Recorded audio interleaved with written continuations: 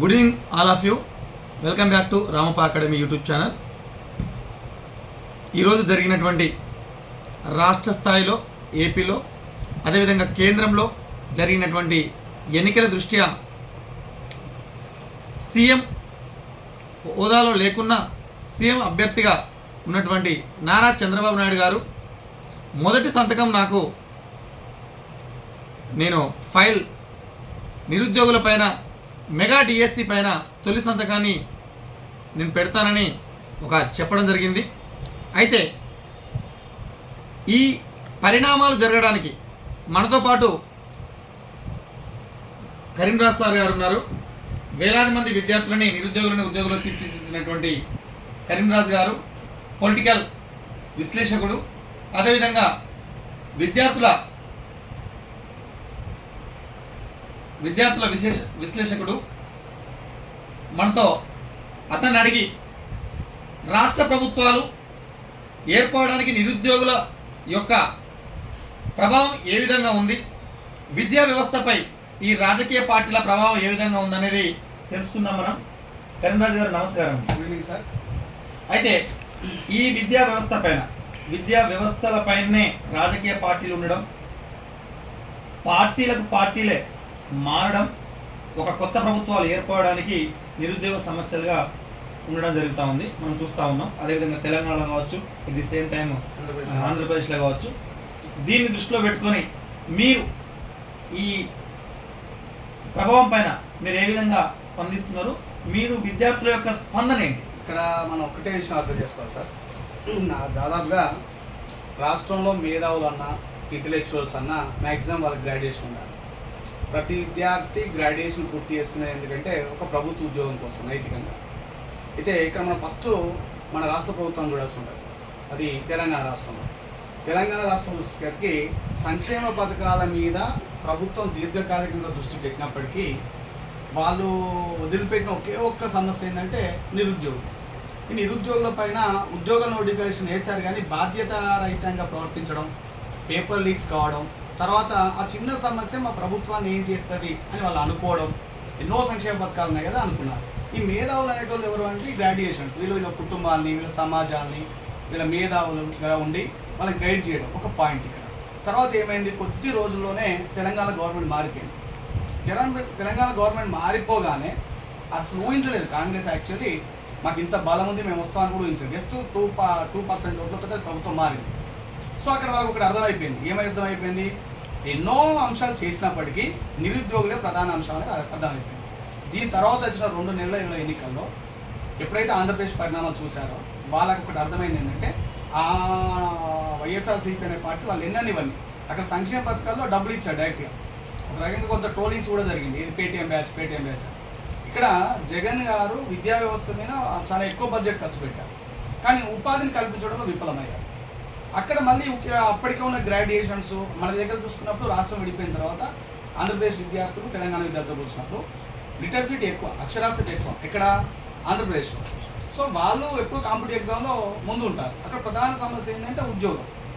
So మన రాష్ట్రం వచ్చిన తర్వాత పడ్డాన్ని నోటిఫికేషన్స్ అక్కడ పర్లేదు సార్. ఇక్కడ పేపర్ లీక్లు, ఇక్కడ ఇంకో రకం బదనామైంది, కానీ అక్కడ అసలు వేయడము టైం ఇవ్వకపోవడం, బాధ్యత రాహిత్యమైన పనులు అన్నట్టు. కానీ ఈ పనుల వల్ల ఈరోజు ఎంత పెద్ద పరిస్థితి అంటే అసలు ఒక 151 స్థానాన్ని గ్రాఫ్ను పడగొట్టి మళ్ళీ అదే గ్రాఫ్లోకి కూటమి వచ్చింది. అసలు ఆ స్థాయిలోకి పార్టీ పడిపోయి లేవడం అనేది కళ.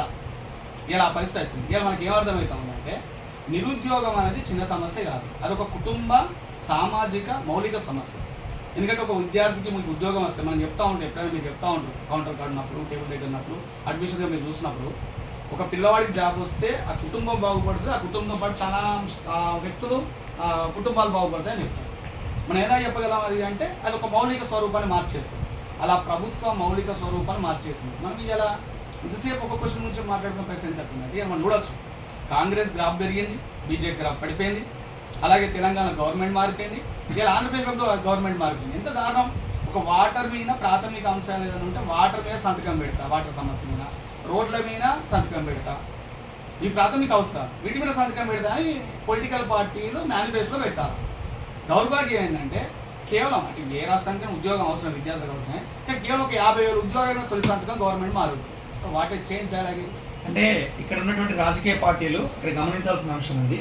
9 సంవత్సరాలు పరిపాలన చేసినటువంటి కేసీఆర్, 5 సంవత్సరాలు పరిపాలన చేసిన జగన్ ఎప్పుడు చూసినా నాకు ఓటు రాజకీయమే కానీ ప్రభుత్వాలు కావచ్చు రాష్ట్ర రాజకీయాల అభివృద్ధి సంక్షేమ పథకాలే అంటున్నారు తప్ప ఇక్కడ ఉన్నటువంటి వాటికి ఎవరికి ఎంతవరకు సమావేశం కావాలనే కాన్సెప్ట్ లేకపోవడం. ఇది విద్యార్థులకు అయిపోయింది సార్. ఫస్ట్ ఈ మడతబాడిన రాజకీయాలు, ఈ నపుంసక రాజకీయాలు ఉన్నటువంటి ఈ విద్యా వ్యవస్థని రెండో రకంగా చూద్దాం. గ్రాడ్యుయేషన్స్ చిన్న చూపు చూద్దాం. చదువుకున్న వాడు ఏదైనా ప్రపోజల్ పెడితే వాడిని పట్టించుకోకపోవడం. ముఖ్యంగా విద్యార్థుల్ని కానీ గ్రాడ్యుయేషన్స్ కానీ ప్రతి గవర్నమెంట్ కూడా రెండో తరగతిగా చూస్తాడు. ఎవడైనా అనామకుడు పోతే మనకి ఫస్ట్ తరగతిగా, వాడు చదువుకున్నవాడు పోతే మనం రెస్పెక్ట్ ఇవ్వకపోవడం. ఇంకొక విషయం ఏంటి, గవర్నమెంట్ ఉద్యోగాలు పడితే లక్షల్లో పడవు, మనకు తెలిసిన వచ్చేది వేలల్లోనే పడతారు. ఒక్కోసారి 500 ఉద్యోగాలు పడితే కూడా లక్షల అప్లికేషన్స్ వస్తాయి. ఏదో ఆశ, పేదోడు బాగుపడతామని ఒక ఆశ. ఈ 500 ఉద్యోగాలు వేయకపోతే నాకు ఏమవుతుంది, 500 రూపాయలు ఇచ్చే సంక్షేమ పథకం ఉన్నది కదా అనుకున్నారు. ఇది ఎంత పెద్ద సామాజిక సమస్యని గుర్తించడంలో తెలంగాణ గత 3 నెలల కింద విఫలమైంది ప్రభుత్వం. ప్రజెంట్ మనం చూస్తున్నాం ఇలా జగన్ ప్రాథమిక విద్య, మాధ్యమిక విద్య, తర్వాత జూనియర్ ఇంటర్ విద్య మీద పెట్టినటువంటి ఈయన దృష్టి ఉద్యోగ కల్పన లేకపోవడం వల్ల అంతా వ్యర్థమైపోయింది. దానికి పరిపూర్ణత రావాలి కదా. మెయిన్గా ఉన్న ప్రభుత్వాలు ఇప్పటికైనా కూడా కనువిప్పు చేసి ఓటు రాజకీయం కాకుండా అభివృద్ధి కార్యక్రమాలతో పాటు ఇక్కడ ఉన్నటువంటి సంక్షేమ పథకాలతో పాటు నిరుద్యోగ సమస్యను నిర్మూలించగలిగితే ఇప్పుడున్న ప్రభుత్వాలు ముందుకు పోవడానికి కూడా అవకాశాలు ఎక్కువగా ఉంటాయి అనేది మన ఉద్దేశం. మనం ఒకటే ఆలోచించుకోవచ్చు సార్, మన భారతదేశం హై పాపులేషన్ ఉన్నటువంటి దేశం. ఇక్కడ మనకున్న ప్రధాన సమస్య ఏంటంటే పేదరికం. పేదరికంలో ప్రధానమైనటువంటి అనుబంధం ఏంటంటే నిరుద్యోగం. ఈ నిరుద్యోగాన్ని మన ప్రభుత్వాలు 2-3 రకాలుగా ఫుల్ఫిల్మెంట్ చేస్తాయి. ఒకటి ప్రభుత్వ ఆధారితం, ప్రైవేటు, తర్వాత ఏమైనా స్వయం కృషితో చేసుకునే పని. స్వయం కృషితో చేసుకోవడానికి ఏ సంక్షేమ పథకాలు వీళ్ళు ప్రవేశపెట్టడం లేదు. ఫస్ట్ ఏ లోన్స్, బ్యాంక్స్ ఇట్లాంటి ఏ సపోర్ట్ లేదు. ఫస్ట్ ఇది ఒక దాంట్లో విఫలం అయిపోయారు. ప్రైవేట్ గురించి మనం మాట్లాడితే కరోనా ఆఫ్టర్ తర్వాత ప్రైవేట్ సెక్టార్లో చాలా మార్పులు జరిగాయి. తర్వాత వచ్చినటువంటి ఎలక్షన్ ప్రక్రియలో మన దేశంలో జంబ్లింగ్ ఎన్నికలు లేవు. సో విడతల వారి ఎన్నికలు జరిగాయి.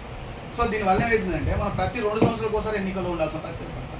కనీసం విద్యార్థులు డిసైడ్ అయ్యారు ఏమని, 5 సంవత్సరాల పరిపాలన కాలంలో 2 సార్లు నోటిఫికేషన్ వచ్చినా మేము బాగుపడతాం అనుకుంటున్నారు.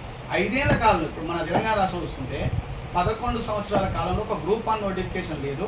ప్రైమరీ ప్రిలిమ్స్ నిర్వహించడంలో ఫెయిల్ అయితే ప్రభుత్వం పడిపోయింది అంటే అది ఎంత పెద్ద టాపిక్. అదేవిధంగా కరీంరాజ్ సార్ గారు, కేంద్ర ప్రభుత్వంలో కూడా బీజేపీ గవర్నమెంట్ ఒక 10 సంవత్సరాలు ప్రభుత్వాన్ని అధికారంలో ఉండి ప్రస్తుతం వాళ్ళ గ్రాఫ్ ఎక్కడో ఉంటుంది, రాజ్యాంగాన్ని మార్చే స్థితికే వస్తుంది అనే ఒక అధికార బలంతో మాట్లాడినటువంటి బీజేపీ ఈ రోజు జరిగినటువంటి ఎన్నికల్లో దాదాపుగా తగ్గించడం జరిగింది. అది ప్రజలు ఇచ్చినటువంటి తీర్పే. అదే అయోధ్యలో బాల అయోధ్యను పెట్టినటువంటి అయోధ్యలో దేవుడు హిందూ మతత్వం, ముస్లిం మతత్వం, క్రైస్తవ మతత్వం అని చెప్పినటువంటి ఈ రాజకీయ పార్టీలు ఈరోజు గ్రాఫ్ తగ్గి ఉన్నటువంటి దానిపైన నిరుద్యోగులు ఏ విధంగా నాకు ఇది అర్థమైపోయింది సార్ ప్రశ్న. నేను ఏమని చెప్పగలనంటే మీతోటి, ఈ దేశంలో ఎన్ని గుళ్ళైనా కట్టండి, గుడిని ఎంతమందిని పూజించండి తప్పులేదు, మసీదుని ఎంతమందిని పూజించండి తప్పులేదు, చర్చిని ఎంతమందిని పూజించండి తప్పులేదు. కానీ బడిని అభివృద్ధి చేయని ప్రభుత్వాలు, బడి జోలికి రాని ప్రభుత్వాలు, బడిని పట్టించుకొని ప్రభుత్వాలు కూలిపోవడం అనేది సత్యం సార్. మన ధైర్యంగా చెప్పచ్చు రైటా. ఇప్పుడు రాముని మీద ఉన్న ప్రేమ బడి మీద ఉండాలి ఫస్ట్ రైటా. అలాగే భీముని మీద ఉన్నటువంటి ప్రేమ బడి పిల్లల మీద ఉండాలి, బడి పిల్లలు పోయే పౌష్టికాహారం మీద ఉండాలి, బడి పిల్లలకి ఇచ్చే పుస్తకాల మీద ఉండాలి. నేను ఏమని చెప్తాను అంటే, ఇప్పటి వరకు మనం ఒక మాట ధైర్యంగా చెప్పుకోవచ్చు, నరేంద్ర మోడీ గెలుస్తారు రేపు పొద్దుగా, గెలుస్తారు ప్రధాని అవుతాడు.